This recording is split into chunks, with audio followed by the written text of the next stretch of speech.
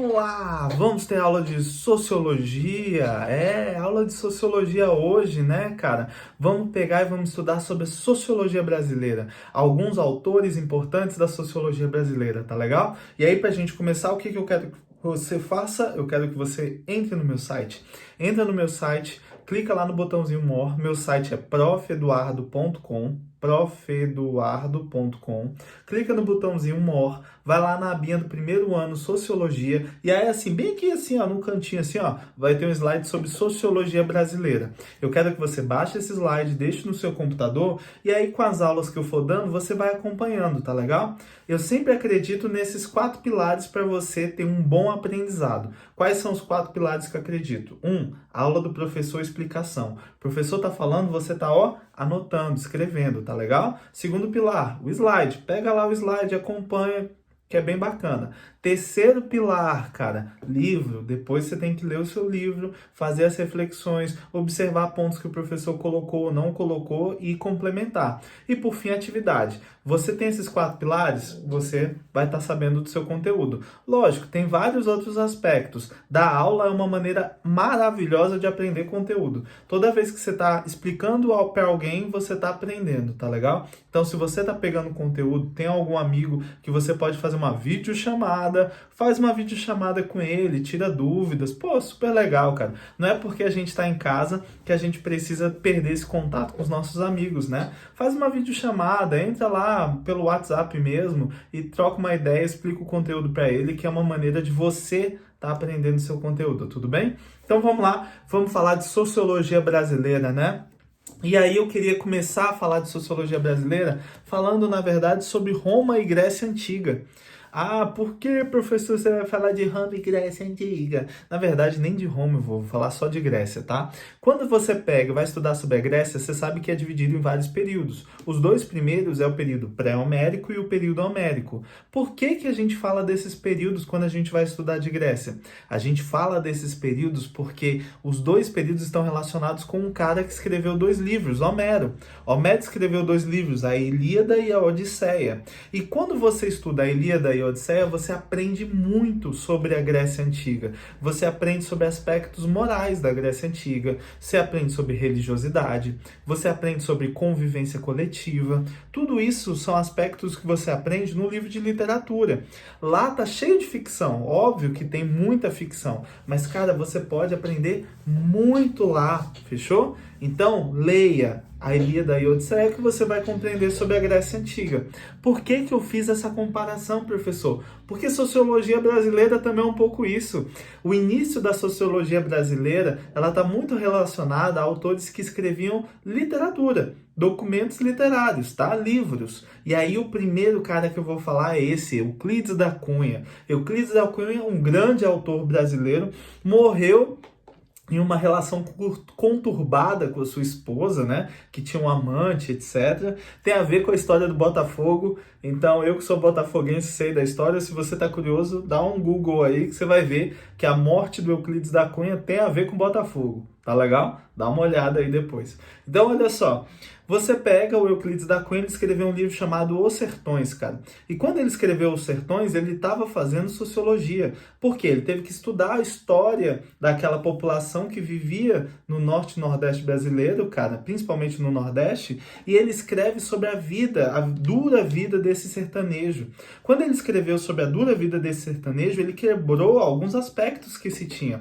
A sociedade tinha um olhar sobre o sertanejo como se ele fosse um ser fraco, um ser que não era forte, que não lutava e etc. E pelo contrário, o sertanejo brasileiro é um cara que luta demais para poder viver dentro de um ambiente que está o tempo inteiro falando para ele, sai daqui, esse ambiente não te pertence, esse ambiente não te quer, essa natureza não te quer. Porque é uma região árida, né? E aí o sertanejo justamente mostra o contrário, toda a sua força em se manter dentro de um ambiente extremamente difícil. Então o Euclides da Cunha, quando ele escreveu sobre os sertões, ele trouxe a força do sertanejo, a força daquele homem que mesmo num ambiente extremamente difícil, consegue se manter lá para poder o quê? Para poder ter toda a sua trajetória de vida, lutando diariamente pela sua existência, tá legal? Óbvio, quando ele escreveu sobre isso, ele não escreveu só sobre sertanejo, ele acaba falando também sobre política, né? Porque no Brasil, naquele período dos sertões, a gente tinha vários movimentos no Brasil que queriam o retorno da monarquia, né? Então ele fala sobre esse período, que era um período republicano, mas dos movimentos que ainda queriam o retorno da monarquia no Brasil. Um desses que eu vou falar para vocês é Canudos, né? Quando a gente tem Antônio Conselheiro e o movimento de Canudos, eles eram a favor do retorno de Dom Pedro II ao Brasil como rei, porque eles diziam, na verdade, muito Antônio Conselheiro, que era o líder do movimento de Canudos, dizia que o verdadeiro rei, aquele que tinha sido enviado por Deus, era Dom Pedro II e que a república era algo que não deveria existir. Tá legal? Então, Euclides da Cunha, ele fala sobre esses movimentos, mas ele fala sobre a vida do sertanejo. Ao falar sobre a vida do sertanejo, ele está fazendo sociologia, mesmo que indiretamente, mesmo que o objetivo principal seja escrever ali um livro, tá? Um livro literário, mas ele faz sociologia. Tá legal? Porque ele explica sobre a sociedade brasileira naquela época.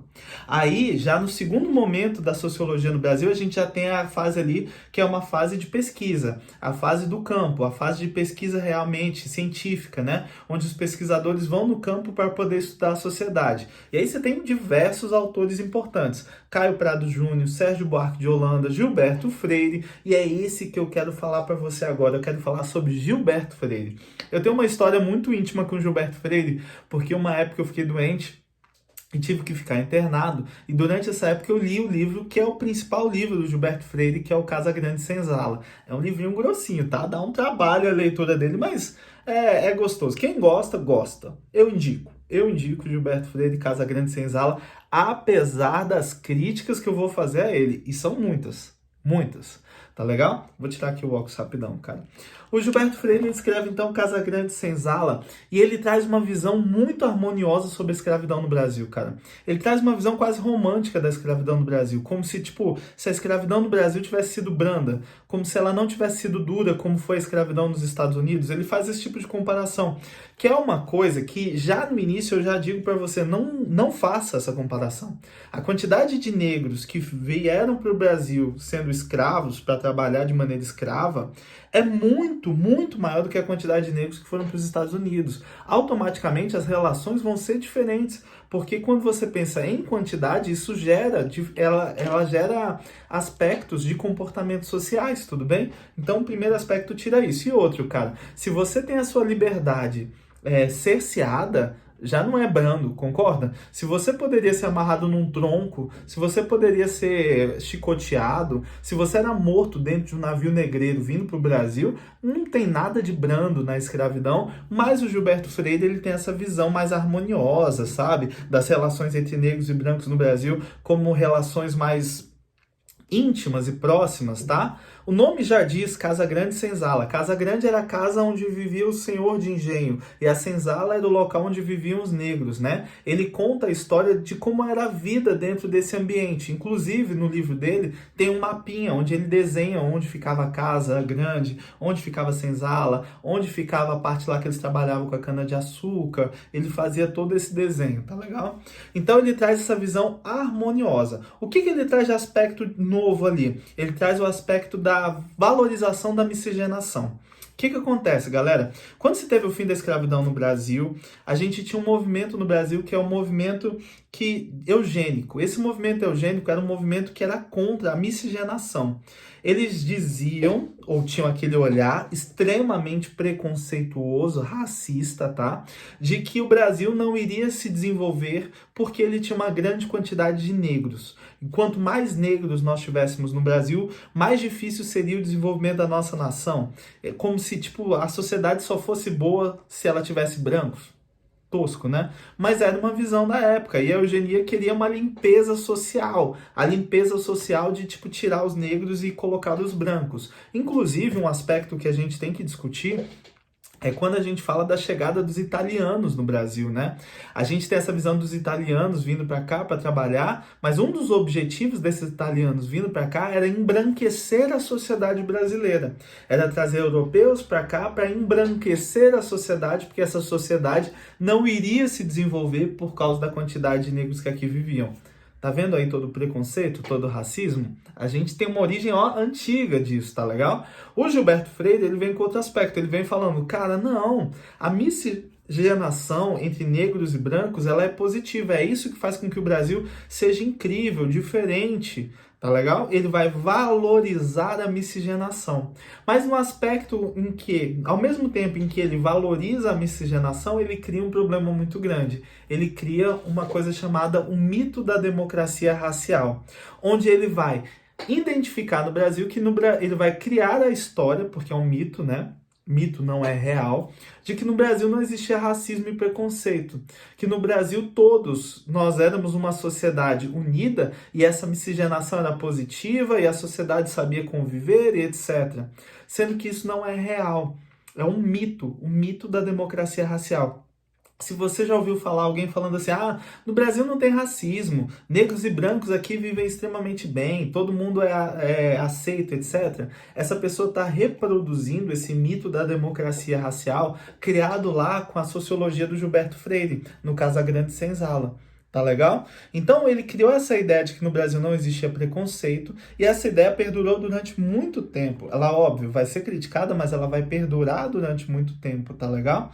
Então, esse olhar de que no Brasil não existia racismo, que é falso, porque o racismo no Brasil é extremamente grande e o racismo no Brasil é aquele racismo velado que é extremamente difícil de ser combatido. Hoje ele está mais ele, vamos dizer assim, hoje o combate é muito mais forte, graças a Deus. A gente está vivendo um momento de transformação e essa transformação social já não aceita várias falas e comportamentos e aspectos, né? Seja na questão do racismo, mas também do machismo, né? E por aí vai, a gente já não aceita comportamentos homofóbicos e por aí vai. Mas o Gilberto Freire é quem traz esse aspecto do mito da democracia racial. Um mito que não era real. Fechado? Como mito, é uma falsificação da realidade. Tudo bem, então? Então, Gilberto Freire, Casa Grande Senzala, visão harmoniosa do Brasil e da escravidão no Brasil, a ideia do mito da democracia racial, a ideia de que no Brasil não existia racismo, que a relação entre brancos e negros era uma relação harmoniosa, tem a ver até com a harmonia do início, tá legal?